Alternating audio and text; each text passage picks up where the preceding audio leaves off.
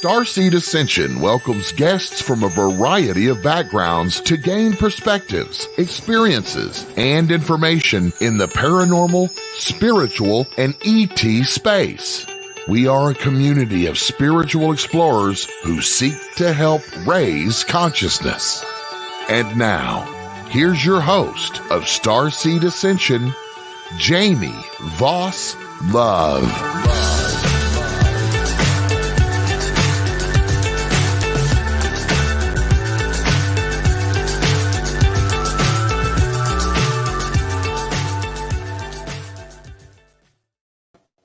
Hello, and welcome back to Starseed Ascension. I'm your host, Jamie Voss Love, and super excited to announce that we have another wonderful episode planned for you tonight with a special guest. And first, I wanted to remind everyone that the early bird deadline for XCon is coming up on August 1st. So get your tickets at nxnetwork.com/XCon, and just to let you know, the rooms are selling out fast at the haunted Oasis Hotel. So get it while it's hot. Tonight's guest is a consciousness researcher, educator, trained remote viewer, certified intuition teacher, and expert in the concept of flow, with a multidisciplinary background in environmental water resources. 20 years engineering and music production. So he is the founder of Rockstar Intuition and a performing artist with 10 albums, 5 bands, and hundreds of production credits. So a master of both logic and creative thinking. He has spent his whole life at the intersection of science and spirit. He uses his techniques, I guess too, but unique perspective to educate and inspire audiences with truths about the nature of reality and how intuition can be harnessed to transform our daily lives. He is a fellow founding member of the Hollywood Disclosure Alliance. And so please welcome Josh, the Neutral Maitland. Thanks for having me. Yeah. Welcome, Josh. So we're excited to explore a variety of interesting and fascinating topics. So just to start, would love to know sort of a little bit about your journey from music into remote viewing and intuition, and just really what led you down the path to what you do now. And if you feel called to also share a little bit about where the neutral originated from. Yeah, no problem. I grew up going to Catholic school, but I didn't really keep going after the free trial, and kind of found rock and roll after that when I got to high school. And Lemmy from Motorhead has a lyric of rock and roll is the only religion that never lets you down. And I kind of globbed onto that when I heard it as a kid, and sort of went that direction for a very long time. I'm still going that direction today, but I found music and I learned piano when I was a little kid, and it was always, a part of my life. So music has been a huge part of the journey. Like it's my therapy. It's my thing that I do socially. My friends and I get together and practice or play shows or whatever every week. And it's just such a powerful. It always felt like a powerful force to me, music, growing up, and it's even more so feels like one now that I kind of have a better understanding of how the universe works. And the move from musician to remote viewer was an unexpected one, but a very welcome one. And I do find that one tends to feed into the other really well. There's definitely some synergy there. And the biggest realization I kind of had was that what I'm doing when I'm on stage playing bass is effectively channeling. you know, I'm not thinking. I'm deep in a flow state. In fact, if I think and, you know, logically try to figure out what I'm doing, or watch things that are going on around me, I start making mistakes. So, you know, the best way to play music is to surrender to that flow and give it your all, so that the audience can have a good time, and you can raise their vibes, and people will be dancing, and, you know, it's awesome. And the same is true for a remote viewing session or any kind of psychic intuitive thing. You know, when you want to be into that flow state, to get that sort of perspective that you need, because if your logical mind is interrupting you in any way in a remote viewing session, it's gonna derail you a little bit. And the cool thing about the remote viewing methodologies is that they're effectively designed to keep that from happening. Just the nature of how you record information in a remote viewing session is such that it sort of entrains your logical side of your brain into, you know, those activities, and it allows your creative mind to kind of free flow and pull the data down, and experience whatever it is you're experiencing out in psychic space there.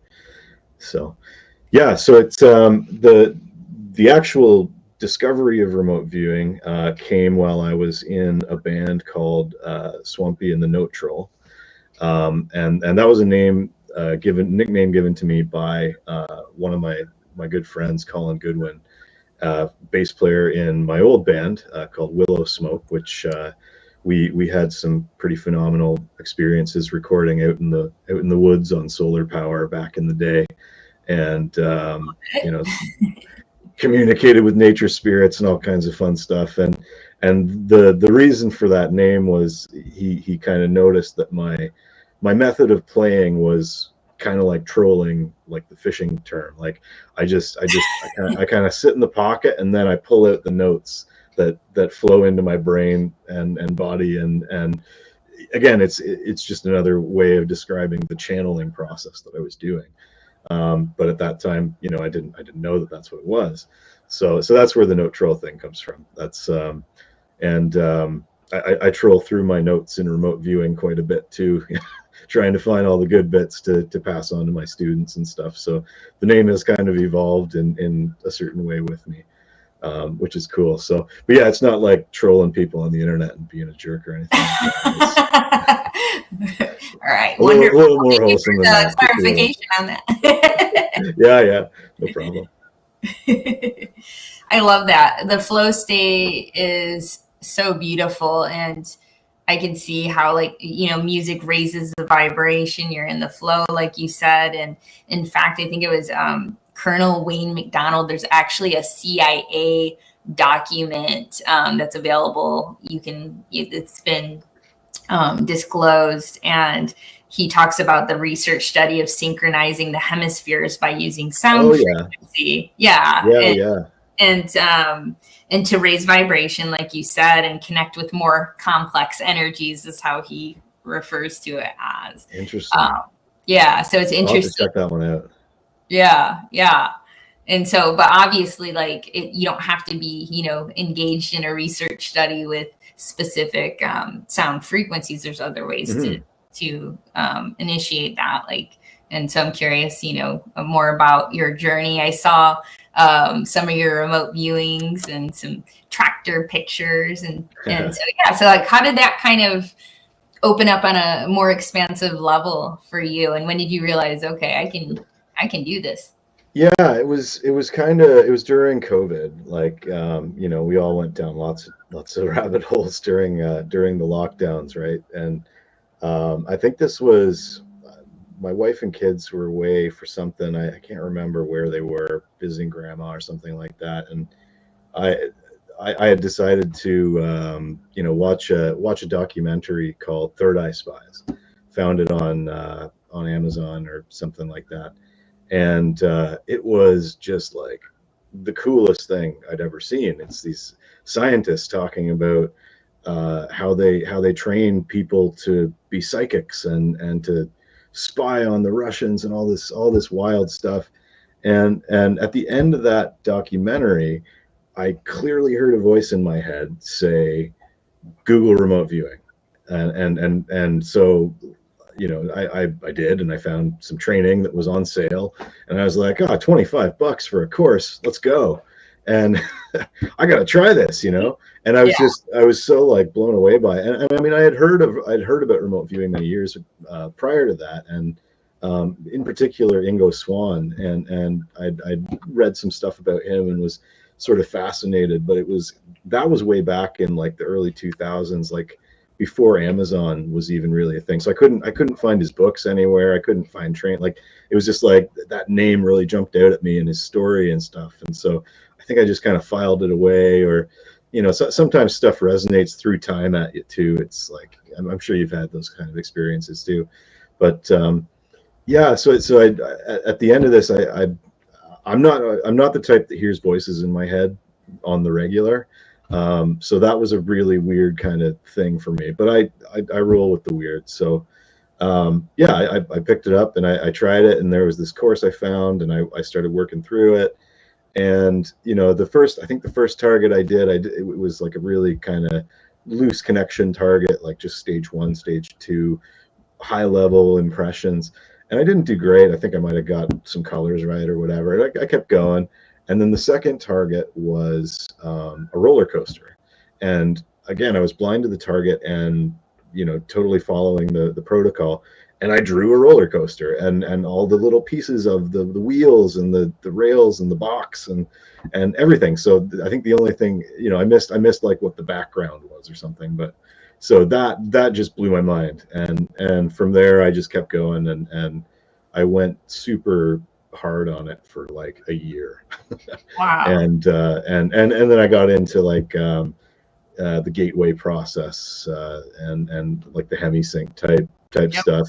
And as an audio engineer, you know, I started playing with, you know, building my own binaural beats for my own use and now for my students' use. And it was just I just had a lot of fun with it. And it was, you know, at a time when there was very little to do. You were allowed here in Canada, I think you were allowed to like visit close family only, or, you know, go camping outside and stuff like that. It was stupid, but anyway, it was a time when I had very little, like my band wasn't able to get together for a while. And, you know, after that sucked, because like, that's, again, it's my therapy. That's my whole thing that I do socially, is hang out and play music with people.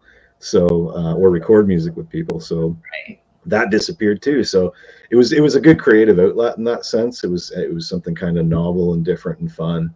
And, I totally went way down the rabbit hole and fell completely into it. And it was super fun. Like, and I learned a lot about myself and about the nature of reality. And I ended up taking all these courses on energy work and, you know, more remote viewing courses, like more advanced ones. And like the Silva method I learned, and all kinds of things, manifestation, all of it. I was just, you know, completely immersed in it for remote viewing specifically for a year. And then the second year was kind of just all the other knock-on stuff. So it snowballed from the remote viewing and expanded to all of these other. And I mean, I've always been fascinated with, you know, UFOs and sorcery and the nature of reality and all that kind of stuff, ghosts and anything and everything paranormal. Like I grew up, I was born in 1984, like in the absolute heyday of Ghostbusters. So it was, you know, I grew up on Ghostbusters cartoons and movies, just watching them constantly. Like I've probably seen them hundreds of times. Not as many now as an adult, but certainly just, it was a constant stream of that stuff. And X-Files, you know, that came a little later too. And, you know, just all of that stuff just completely always transfixed me as a kid. So I guess it's only natural that I'm doing this now. I love it. And we definitely want to know about the UFO and the paranormal as well. Did you speak, like, so you talked about like when you were a child, and then, you know, kind of fast forwarding to this remote viewing that came through clairaudiently. Did you have any experiences that you remember as a child, or did it feel like that was Yeah, it's lots of stuff kind of started coming back as things opened up. Like even stuff from later on, like in 20 I think it was 2017. I had this course I was making about music stuff, like recording, and I had friends come up from the States. We booked a week off, all this stuff, and on the first night of the session, I had this feeling. It was like 8 o'clock, just this deep, hardcore premonition of like, I need to go check on the dogs, because my studio is about 20 minutes away from my house. So I was like, guys, I don't know what this is, but I really got to go home and check on the dogs. They've been home all day, and so I drove home, gave the guy the keys, and they were going to come by later. And I got about halfway home, and that feeling just intensified like double again. And so I kind of stepped on the gas, and I got home, and sure enough, my older dog, golden retriever, he was lying on the floor. He was not doing well, and he ended up passing minutes after I got home. So I mean, if it was going to happen, you know, I'm grateful I was able to perceive that before the fact and be there for him, you know, in the final moments, right? So that was, you know, and then my life is kind of punctuated with weird stuff like that every so often, and quite often now. Yeah, I bet. It happens all the time now. It's just a regular day. Now, do you still get wowed? Because I know, like, once it starts coming in that way, like, sometimes it's just like, oh, this is a part of my experience, but does it still kind of blow your mind? It does.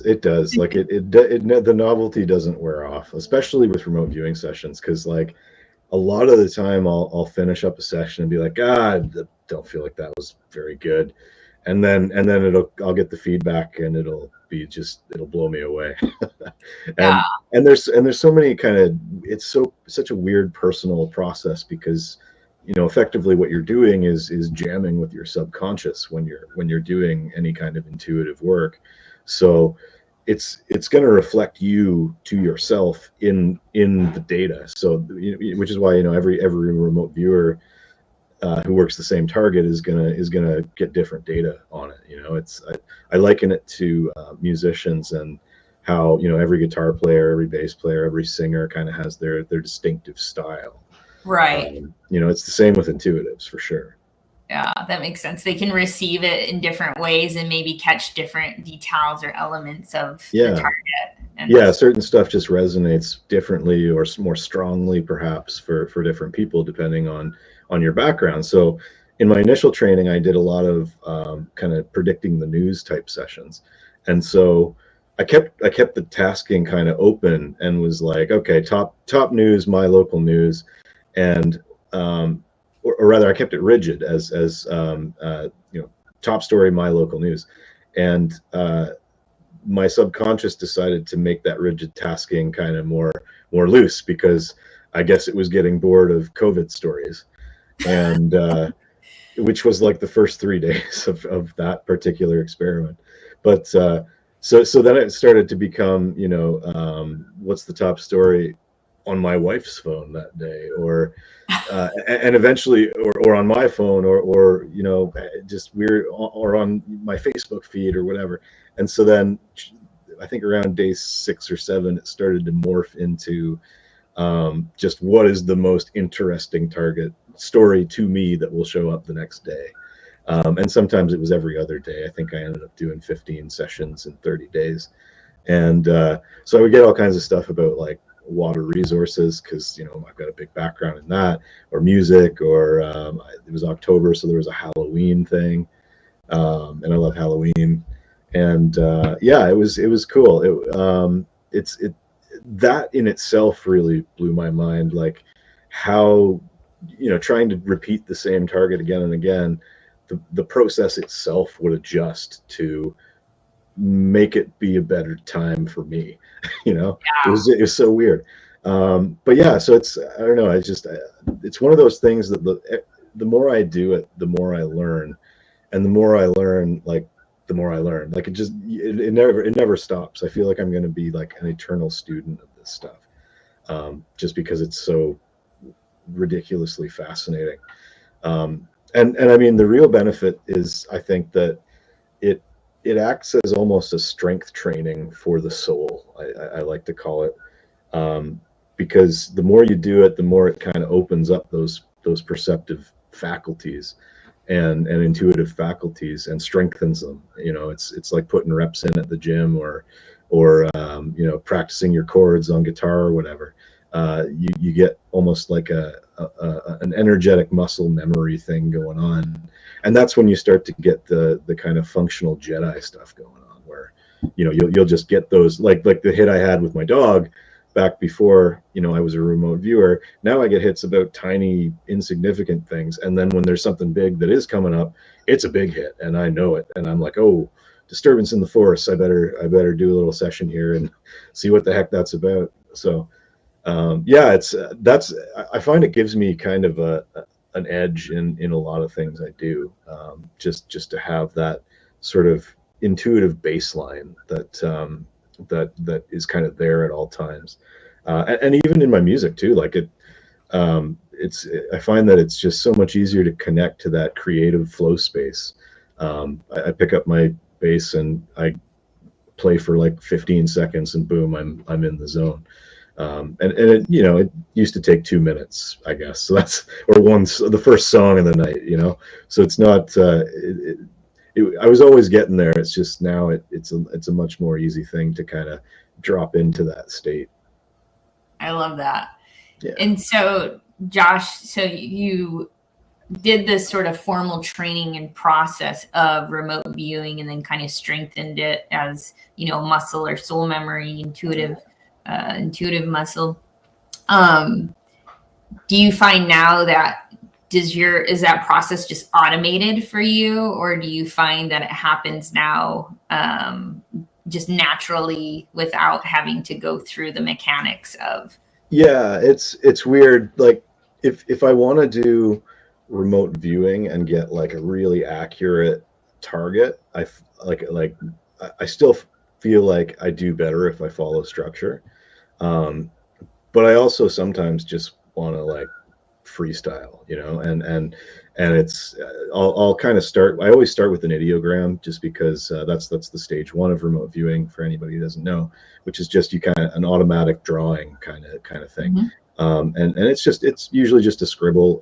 When you're starting, it doesn't really look like anything, but the more you do it, the more it starts to look like your targets, or like high level representations of them. And then I'll usually, you know, prime the sensory stuff, but nowadays that the images just start flowing in almost right away, and so I'll jot those all down off to the side and then kind of unpack them from there. But yeah. Well, it just occurred to me that, you know, we're like deep into, or almost halfway through. But because we have a wide range of audience, there are some people that may not exactly understand remote viewing. So just a very high level, how would you describe what it is that you're actually doing for remote viewing, and what the target? So viewing is not an ideal name for it, because really you're using all your perceptive faculties. Like it's all the clairs. So clairvoyance, clairaudience, the smell and taste ones, clair empathic, clair somatic. So you're using body sensations, you're feeling emotions in the chakras, and you know, your energy centers and everything like that. And you know, you're sometimes you're talking to entities or energies or inanimate objects even, or merging with them. Like it's kind of like an intuitive playground. Like you can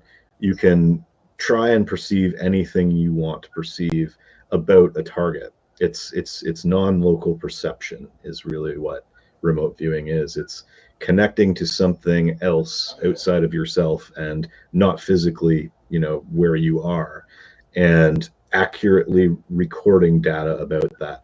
And now the thing that makes it remote viewing, as opposed to just clairvoyance or other intuitive forms of connection to information, is the protocol. And so the protocol was developed by the US military and various contractors thereunder back in the 70s through 90s.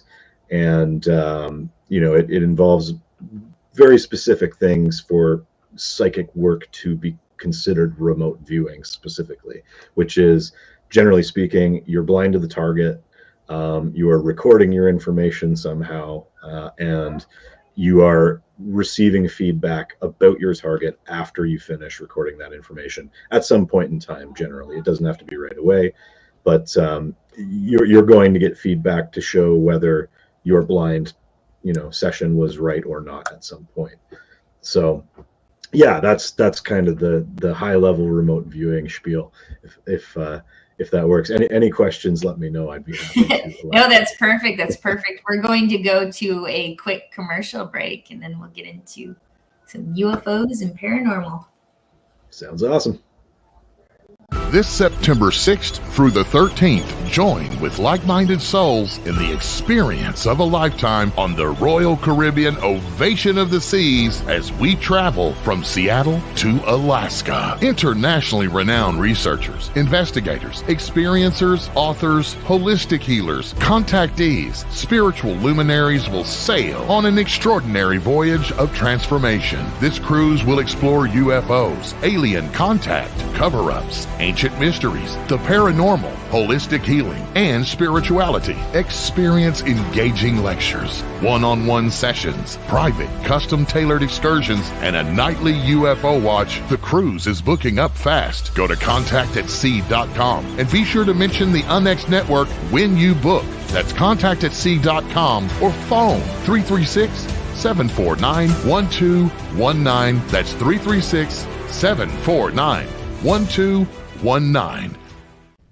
This is Margie Kay, and I'd like to say thank you to all of our KUNX show hosts, staff, listeners, and viewers for making us number one on Paranormal Talk Radio.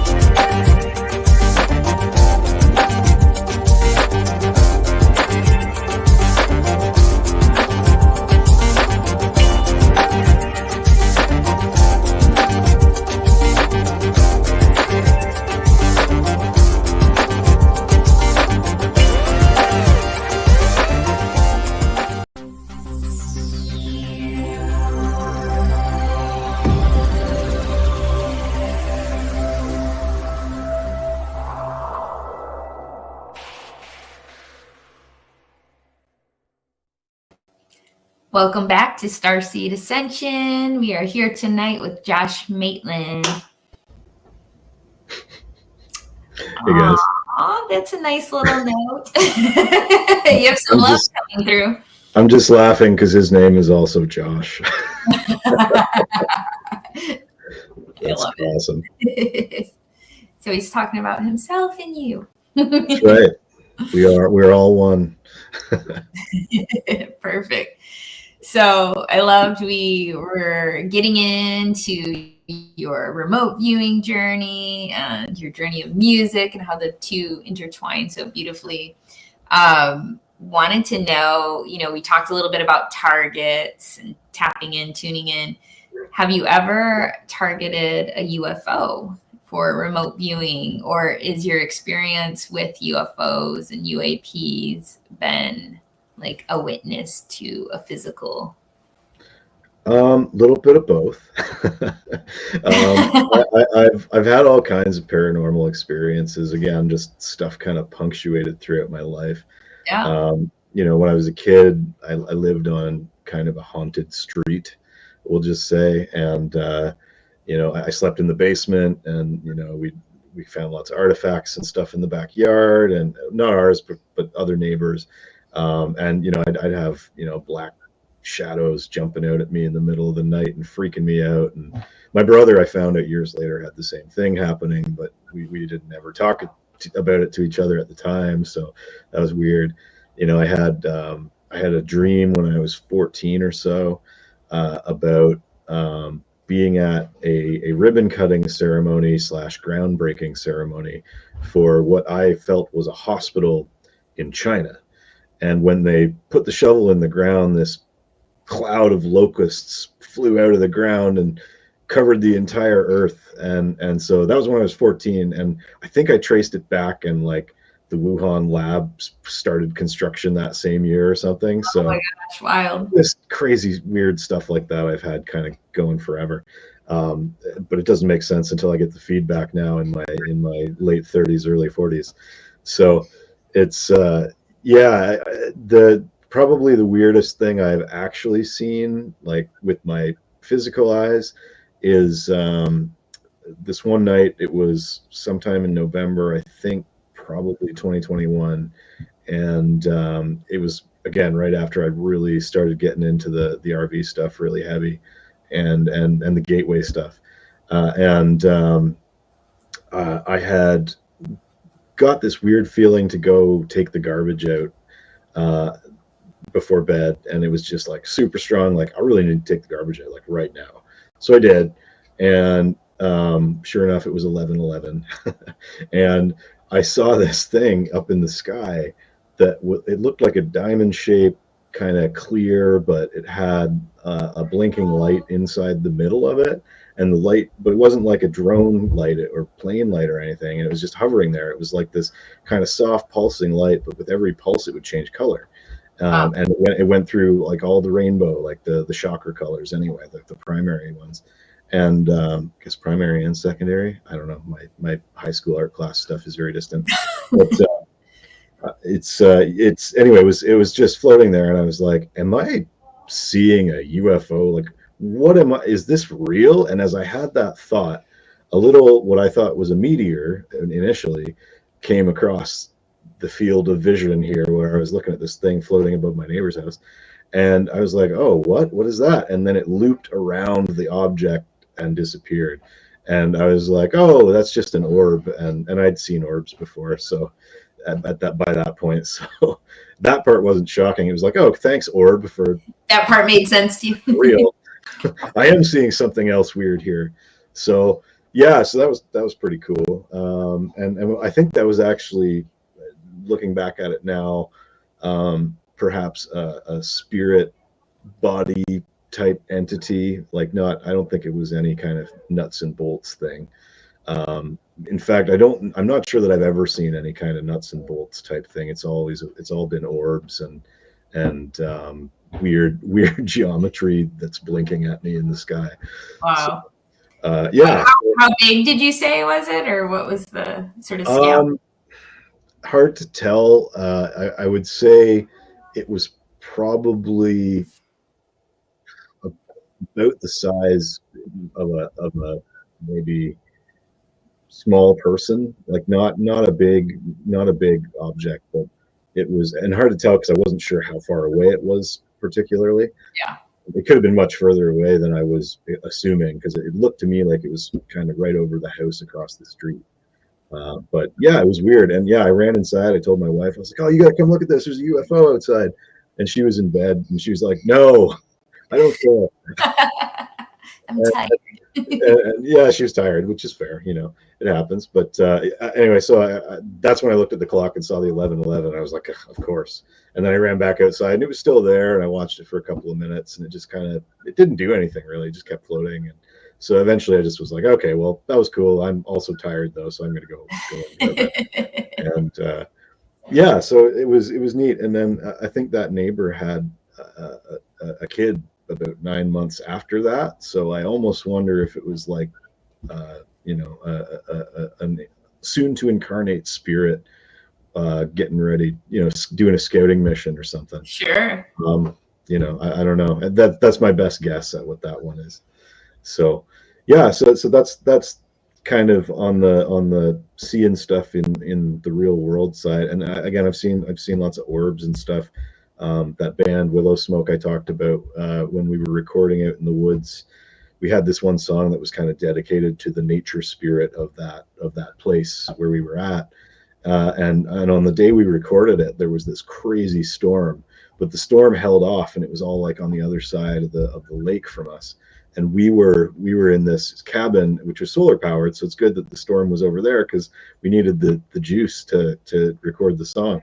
And so one of my buddies ran off into the forest and wrote some lyrics, and then he came back and he just handed me this piece of paper and was like, "Sing it." So, and having never read the words or had any idea what it was going to be about, I just like got in the booth and smashed it. And it was like, again, flow state channeling stuff. And we, it felt like a really good take at the time. And I was just kind of like, whoa. And after I finished it, I think we all kind of like saved the files, and we were like, all right, let's do a playback. And it's at that point that the batteries died and everything went dark. I had a battery backup on the computer, so I was able to shut everything down properly and not lose anything. But we were not getting a playback that night, and that was kind of weird. It was like, nope, you're done. You nailed it. Keep it like that. And yeah, and so then I shut down the studio, and I started, everybody else kind of went ahead of me to go to bed, and I was, unplugging stuff or whatever. And by the time I came outside to walk up to the bunkies, it was like crazy dark, and I couldn't see anything like a foot in front of me. It's like Northern Ontario darkness in the forest, like real darkness, and with cloud cover and no stars. So the storm had kind of stopped. It was just the dark clouds above us. And so I started walking in the direction I thought was the way I was supposed to go. And I saw these little blue lights. And so I was like, oh, they've got some trail lights. So I just followed that, and it brought me to the cabin. And I asked my buddy, like, when did you install those trail lights? And he said, we don't have any trail lights. What are you talking about? And I was like, oh, okay, whatever. And then we crashed out and called it a day. And not long after that, the storm moved over us. The rain was pelting on the roof like a machine gun. And we both kind of snapped awake at the same time. And I had that song just stuck in my head, like blaring in my mind. And I said, Colin, are you hearing this song in your head? And he said, yep. And I was like, I think we should go outside. And he was like, yep. So we did. And we realized that the lightning was flashing in time with this song.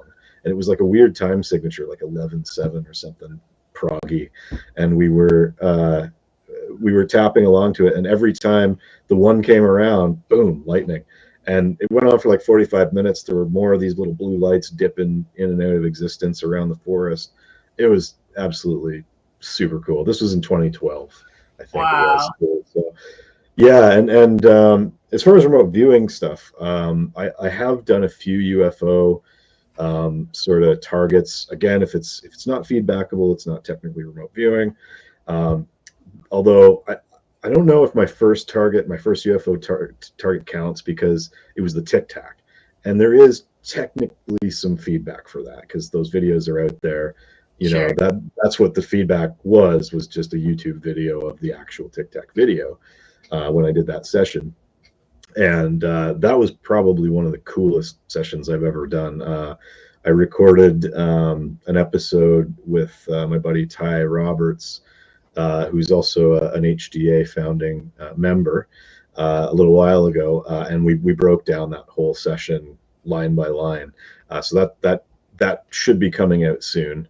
Very cool. And any day or week now, we'll see. We're talking on Friday, so but it was wild. Like I named it on the first page, which is kind of like, as a remote viewer, like the thing that if you see it, you're like, yes, like that's the big one. If you name it, and especially on the first page, you're like, okay, one of my best sessions ever. Boom. And so I named the Nimitz, the Tic Tac, and I drew the aircraft carrier. And as I got deeper into it, I was like, okay, like I know exactly what this is, or I'm pretty sure I do. It was a blind target. So, but I just kind of went with it. And sometimes, you know, in remote viewing, you can follow that thing you think it is and be completely wrong. Like it's a double-edged sword. Like sometimes you'll kill it, and sometimes you'll just get wrecked. But can't think too much about it. You have to like. Yeah. But I mean, like, just I did pretty good structure on that session. And one thing that I did, which was new at the time, was I actually started the session with a bass line by recording what I call an audiogram as opposed to an ideogram. And I just, again, like I get into that kind of music flow state, and I'm just like, okay, what is this target? And usually my fingers will start moving on their own, and I'll be like, okay, some music's coming through. I don't know what it's going to be, and I just, I let it roll. And it was kind of like a sea shanty-ish kind of vibe. The riff that came through, like it reminds me of like an Iron Maiden. Curse of the Ancient Mariner or something like that, but slow. And maybe that is slow, I can't remember, but it was that kind of something happening at sea energy, which again, even at the time I didn't think of that. It was only listening back to it after that I was like, oh yeah, okay, I see why I did that. And like I got all kinds of interesting stuff, and again, this part isn't feedbackable, no, at least until disclosure happens, and you know what's really going on if and when that comes out. But I got a lot of stuff about it being like an interdimensional kind of thing, and this weird kind of aura around the craft that was like, what was the phrase I used? Like the silence between the notes was this feeling I got about like how this thing operates. Very kind of quantum weirdness kind of stuff.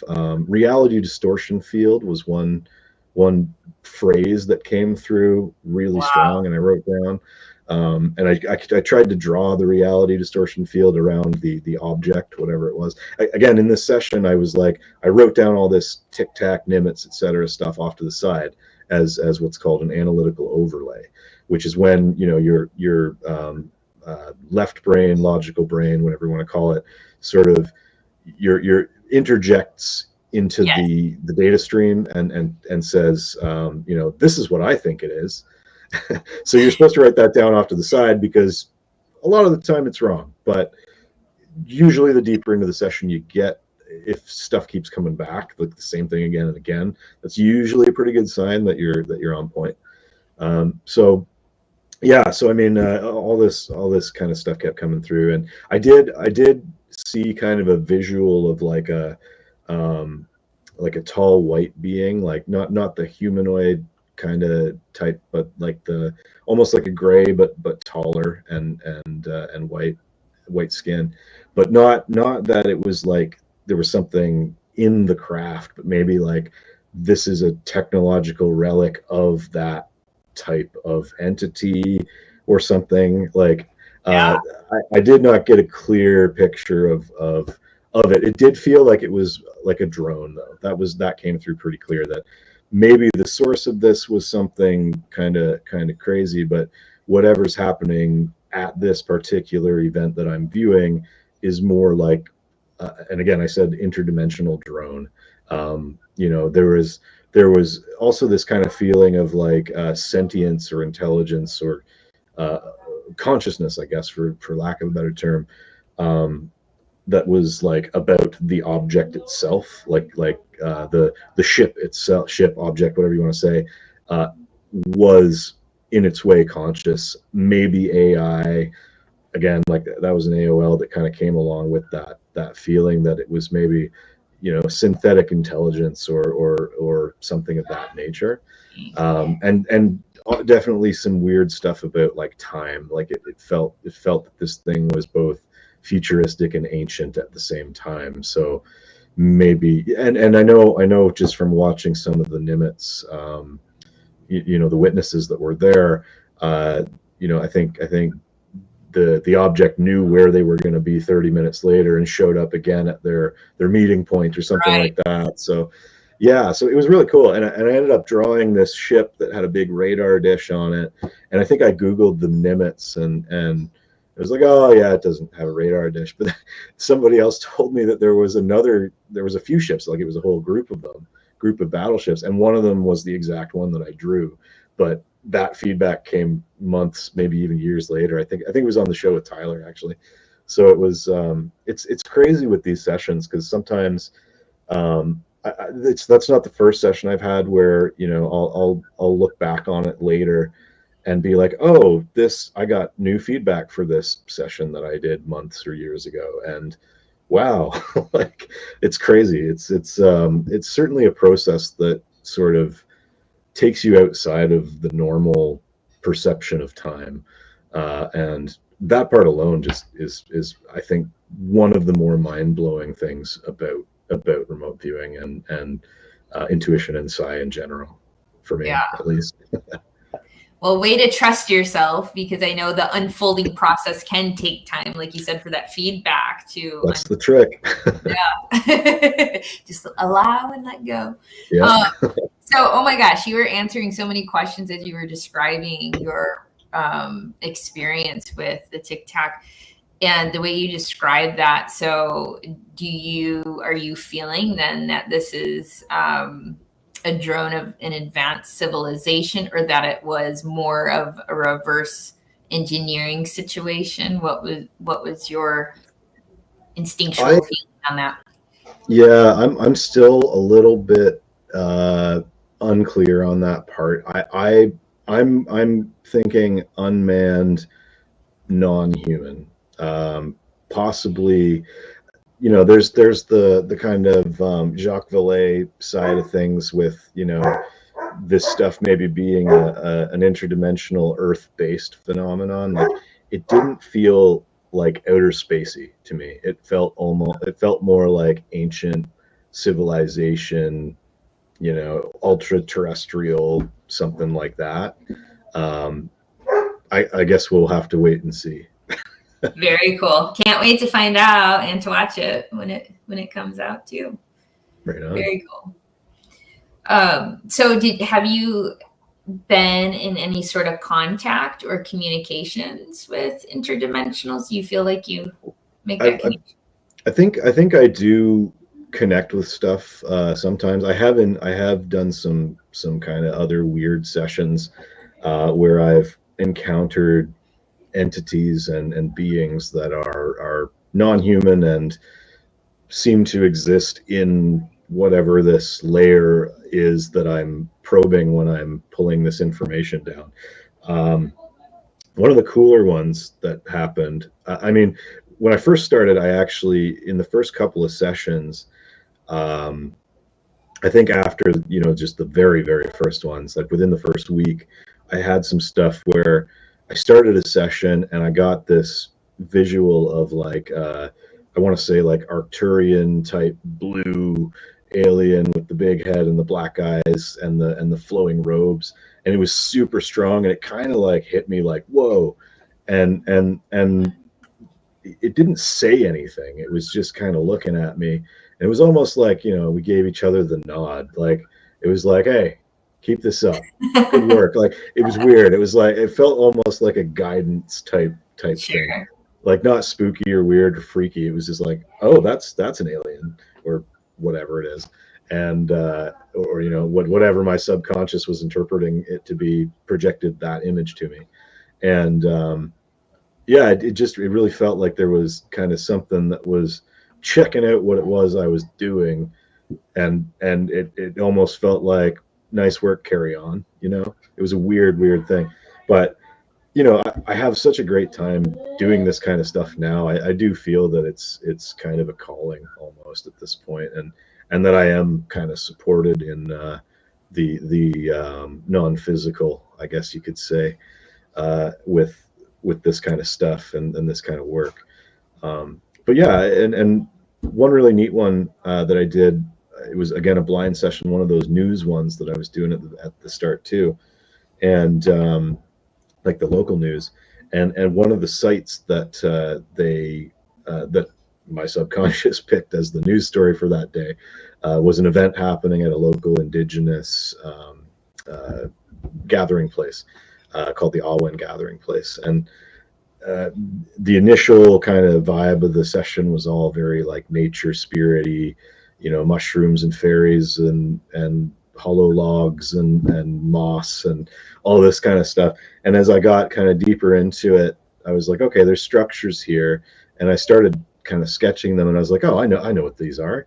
And it kind of suddenly broke through that, like, oh, I know exactly where I am and what this is about. So I drew the sculptures, I drew the site, and as you're going through a remote viewing session in structure, you're kind of taking each element that really pops out at you, and you're kind of setting that aside, and you're breaking it down further in kind of like a nesting doll type way, and you just kind of apply the same stages to different elements of stuff, and eventually at the end you pull it all together and into a single kind of cohesive picture. Again, if you're using proper structure and stages and all that kind of stuff. If you're freestyling, you might just get whatever. But yeah, so at that site, once I was kind of locked in and I was there and I was figuring stuff out that was sort of around the site, I did pick up this energy, and it felt really powerful. And at first I was like, oh, is this like lightning? Like, what is this? It's just this really powerful natural energy. And so I merged with it. That's a thing you do in remote viewing called the merge command. I learned that one from, I think, Julia Mossbridge, who's a fantastic remote viewer and neuroscientist and somebody cool that everybody should check out. But she, so I picked that up, I think, from her book or one of her talks or something. And so I merged with this energy, and I got immediate, like, kaleidoscope, crazy visual, like fractal explosion trippiness. And it was like, something you might see on a deep psychedelic trip, but not on a deep psychedelic trip. So it was like, what is this? And yeah, and so I felt like it was kind of communicating with me as I was merged. And so I unmerged, and later that, I think it was the same evening or maybe a couple days later, I was up in my kitchen, and I felt that energy again, and it just kind of came right up through me, and it was, I think, like a Kundalini awakening type thing, near as I can tell. I'm not an expert in any of the yoga or anything like that, or that particular branch of spirituality, but it really felt like just a wave of energy that just came from down to up and was like, whoa, and there and loving and powerful and connected to me, and it was very Mother Nature kind of feeling in the session as well. That's kind of, I think, where I landed on what the energy was just like some elemental embodiment of nature itself. And I mean, I'm curious to see, once we get disclosure, if that's kind of where a lot of things land, because I think probably a lot of stuff is that, I don't think it's necessarily something that's separate from us. I think it's obviously been here for as long as we have, and probably longer, and is deeply concerned about the earth. From you look at the Ariel School event and other events where people have been contacted, and that's always the message, is like, you got to take care of nature. You got to, you are part of nature. It's part of you. Like, stop being separate from it. So 100%. I don't know. That's my big, like, if I had to make a prediction about what's going to come out of all this disclosure stuff, is that hopefully it's gonna bring us more in tune with the earth and with each other, and kind of help to make things a bit better than they are right now, because we could certainly use that. Yes, 100%. I am on board with that, and feels good to, to acknowledge that awareness, of how disconnected we have become from nature, and separate from each other, like you said. It's beautiful. Yeah. So Josh, gosh, I have so many questions for you, but we're about up on time. So I just wanted to share that I know you also have Rockstar Intuition, and anything that you feel called to share about how to get a hold of you, and any offerings that you have. For sure. Rockstarintuition.com is my main website right now, and I've got a remote viewing course on there for anybody who wants to dive down this same rabbit hole. I've structured the course basically to mirror my own journey a bit. Like, I've got some binaural beats in there. I've got actually the free course that people can try out is it's got this kind of guided binaural meditation that guides you into a remote viewing session, and then you do your first remote viewing session, and all kinds of good background information on the science of consciousness and intuition and things like that too. So and then for those who feel called to dive deeper, there's a full course as well. So it's rockstarintuitions.com is the best place to get me. I got all my socials on there as well. Very cool. Yep. So if you guys are interested in a remote viewing, check it out. It looks awesome. So thank you so much, Josh, and thank you so much, everyone listening and watching. Until next time, may you find peace in the mysteries of the universe.